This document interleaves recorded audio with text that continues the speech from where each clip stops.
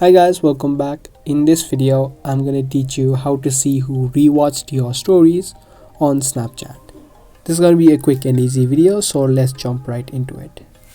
Now, if you have added a story and you want to see who rewatched it, basically who tapped open your story more than once, it will be counted as rewatched.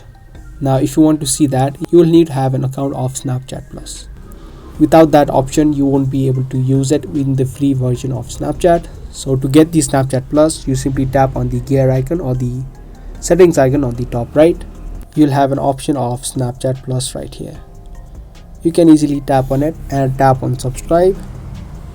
Now here, if you swipe left, it says story rewatch. It says see how many friends have rewatched your story. Now if you get your Snapchat Plus and subscribe to the pro version of Snapchat, you'll get an interface similar to this, and where you'll be able to see in your Snapchat friend list watched your story more than once. Now Snapchat Plus is not available all around the world. If Snapchat allows it in your region, you can simply tap on subscribe and join the Snapchat Plus. So that's the only way that you can see who rewatched your stories on Snapchat.